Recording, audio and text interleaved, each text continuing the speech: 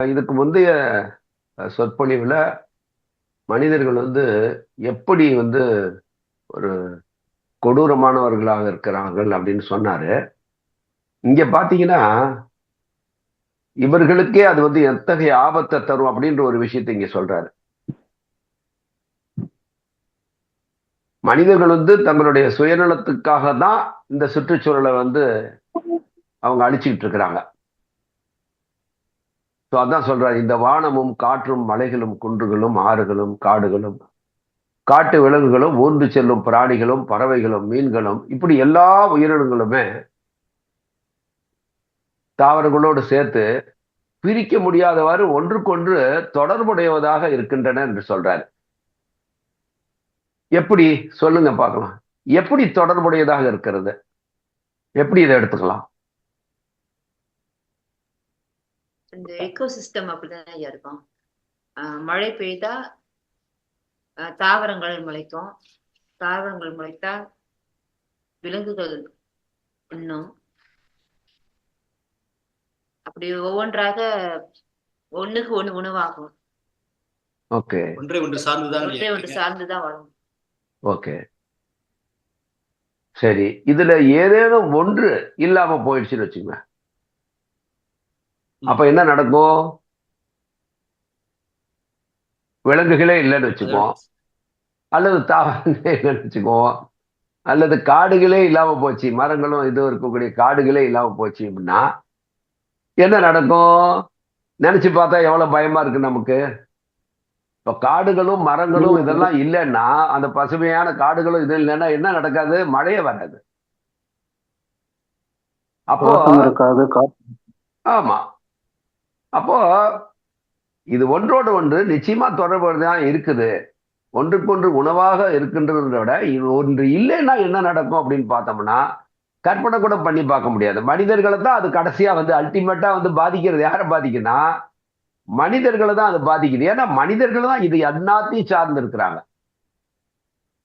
இதுல ஏதாவது ஒன்று இல்லைன்னா கூட மனிதர்களுடைய வாழ்வு கேள்விக்குறியாயிடும். அதுதான் இங்க பாபா சொல்ல வர்றாரு. மற்றவற்றை புறக்கணித்து விட்டு யாருமே உயிர் வாழவே முடியாது. ஆனா அதை யோசனை பண்றது இல்லை. இன்னைக்கு என்ன நடக்குதோ அதை என்ன ஃபியூச்சர்ல என்ன அப்படின்றத பத்தி பாக்குறது இல்லை. அவங்களுடைய வம்சம் தான் நாளைக்கு இவங்க இருந்துட்டு போடுவாங்க. நாளைக்கு இவங்க பேர குழந்தைங்க, அவங்களோட குழந்தைங்க, அவங்க குழந்தைங்க, அவங்களுடைய வாழ்நாள்லாம் எப்படி ஆகப்பட்டுனா அப்போ அவங்களுக்கு எதிர்கால மனிதர்களை பற்றியும் ஒரு அக்கறை கிடையாது. இன்றைக்கு எதை வேணா அழிச்சு நம்ம வாழ்ந்துடலாம் அப்படின்ற சுயநலம் தான் அதுக்கு பின்னால இருக்கிறது. அப்போ ஒரு மனிதன் தெய்வத்துக்கு நிகரான ஒரு பண்பை பெற்று இருக்கணும். அதுதான் மனிதனுடைய இயல்பு. மனித பண்புல இருந்து அடுத்தது தெய்வ பண்புக்கு அவன் உயர்ந்துகிட்டு போகணும். ஆனா இன்றைய காலகட்டத்துல மனிதர்கள் என்பவர்கள் ரிவர்ஸ்ல ஒரு விலங்குகளுடைய தன்மையை விட மோசமான விலங்குகளாக, அதுவும் விலங்குகளே மோசமான விலங்குகளாக மாறிக்கொண்டிருக்கிறது அவருடைய மனங்கள்லாம். நாகரிகம் என்ற பெயர்ல அவர்கள் ஆடுகின்ற கூத்து இந்த சமுதாயத்தினுடைய கலாச்சாரத்தையே அழிக்கக்கூடியதா இருக்கிறது. அவருடைய உணவு பழக்க வழக்கங்கள், வாழும் முறைகள், இதெல்லாம் நம்ம பார்த்தோம் அப்படின்னாக்கா நாளைக்கு அவங்களுடைய பிள்ளைகளே அவமானப்படக்கூடிய வகையில இன்னைக்கு இவங்க வாழ்றாங்க. இந்த பிள்ளைகளே அப்பா அம்மாவை பத்தி வெளியில பேசிக்கிறதுக்கு முடியாத அளவுக்கு இந்த ஜெனரேஷன் நாகரிகம் என்ற பேரெல்லாம் போயிட்டு இருக்குது. ஆகவே எல்லாமே அந்த சுயநலத்தை தான், தனக்கு என்ன சந்தோஷம் அப்படின்றதுதான். சில பேர்லாம் இன்னைக்கு பாத்தீங்கன்னா குழந்தைய பெத்துக்கூடாதுன்னு முடிவு பண்றாங்க. பாத்தீங்களா? ஏன் குழந்தைய பெத்துட்டா என்னய்யா திருமணமே ஆகாம இங்கெல்லாம் சில காலங்கள்ல எப்படி திருமணம் இப்ப நடந்துகிட்டு இருக்கு? என்ன தெரியுமா ஐயா, திருமணம் ஆகாது, ஆனா ரெண்டு பேரும் ஜோடியா வாழ்வாங்க. ஆனா எந்த ஒரு உடன்பாடும் இல்ல, திருமண பந்தம் ஒண்ணும் இல்ல, ஆனா ரெண்டு பேரும் வாழ்வாங்க, வேணுங்கிறப்ப பிரிஞ்சுக்குவாங்க. ஆனா குழந்தைகள் இருக்கக்கூடாது. அந்த மாதிரி ஒரு வாழ்க்கை முறையும் ஓடிக்கிட்டு இருக்கியாங்க. இப்ப இது பாருங்க, எந்த ஒரு உயிரினத்திலுமே இல்லாத ஒரு மோசமான பண்பு இது மனிதர்களிடத்துல. எல்லா உயிரினங்களுமே தன்னுடைய சந்ததியை பெருக்கிட்டு தான் போயிட்டு இருக்குது. இதுதான் இயற்கையினுடைய விதியே அதுதான். ஆனா மனிதர்கள் இயற்கையினுடைய விதிகளுக்கு எதிர்மாறாக வாழ்வதில் இன்பம் பெற முடியும்னு நினைக்கிறாங்க. ஆனா இந்த வயசுல இந்த மனிதர்கள் இப்படி வாழுகின்றவர்கள் ஒரு குறிப்பிட்ட வயதுக்கு அப்புறம் இப்போ ஒரு துணையை வச்சிருக்காங்க, பிடிச்சா வாழு, பிடிக்காட்டா போய்கிட்டே இருன்றாங்க. ஆனா ஒரு குறிப்பிட்ட வயதுக்கு பிறகு அன்னைக்கு அவங்களுக்கு ஆறுதல் சொல்லக்கூட யாரும் வந்து நிக்க மாட்டாங்க. அத்தகைய உறவுகிட்ட வந்து இப்ப அத்தகைய பிள்ளையை பெற்ற தகப்பன்மார்கள் வந்து தாய் தகப்பன்மார்கள் மகிழ்ச்சி அடைவார்களா? இல்லையா? அவங்களுக்குன்னு குழந்தைய சந்ததிகள் அப்பாவுக்கு ஒண்ணுன்னா புள்ள வந்து காப்பாத்துவான்றதுக்கும் ஒரு இது இல்ல. அப்போ இது வந்து எந்த உயிரினத்திலும் ஒரு சாராத ஒரு உயிரினம் போல மனிதர்கள் வாழ்கின்றார்கள். இதெல்லாம் தான் இந்த அதர்மத்தினுடைய உச்ச கட்டத்துக்குரிய அடையாளம் இந்த யுகத்துல. இதுக்கு மேல ஒரு ஒரு அதர்மம் வந்து மனித பண்புல வளரவே முடியாத அளவுக்கு போயிட்டு இருக்குது. சோ அவர்கள் வந்து இது போன்ற தன்னுடைய வாழ்க்கையை இப்படி அமைச்சுக்கிறது மட்டும் இல்லாம மற்ற உயிர்களை வந்து மனிதர்களே விடுத்து மற்ற எல்லா உயிர்களிடத்திலுமே அவங்க வந்து ஒரு சுயநல போக்காதான் தன்னுடைய சேவைக்காக எதை வேணாலும் அவங்க அழிக்கிறதுக்கு தயாரா இருக்காங்க. அப்படி இருந்தா என்ன நடக்கும்? இந்த உலகிற்கு யார் வந்தாலும் அவங்க சென்று விடுறாங்க. அது வந்து நீதிதான். ஆனா ஒரு குறிப்பிட்ட காலம் வரல அது வாழ்றதுக்குன்னு ஒரு நிர்ணயம் பண்ணி இருக்கிறது இறைவனுடைய படைப்புல. அந்த அந்த குறிப்பிட்ட காலம் வரலும் அது வாழ்வதற்கு முன்னாலேயே மனிதர்கள் அதை அழிக்க தயாராகிறாங்க.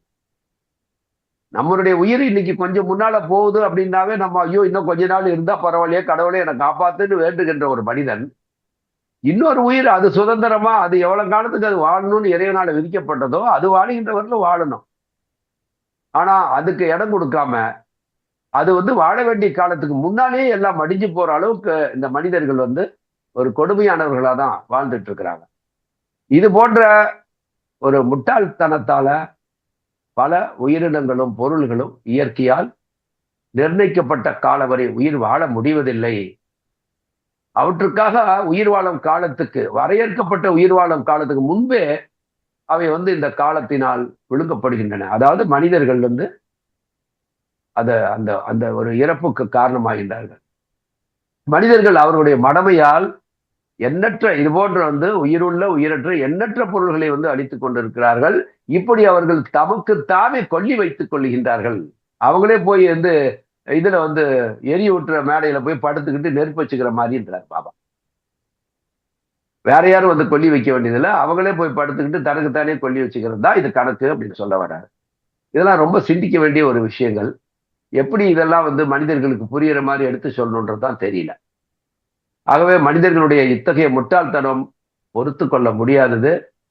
அப்போ அது மாதிரி விஷயங்களை நம்ம எப்படி சைக்காலஜிக்கலா இதையெல்லாம் நம்ம வந்து தடுத்து நிறுத்த முடியும் அப்படின்றதுக்கான வழிகளை கண்டுபிடித்து மனிதர்களுக்கு சிறிது சிறிதாக ஒருவரை மாற்ற முடிந்தால் அடுத்தது இருவரை மாற்ற முடிந்தால் இப்படிதான் வந்து கிராஜுவலா தான் வந்து அதை மாற்ற முடியும். அட் ஸ்டெச்சில் ஒரு மொத்த ஒரு நாட்டு மனிதர்களோ ஊரில் இருக்க மனிதர்களோ மாற்ற முடியாது.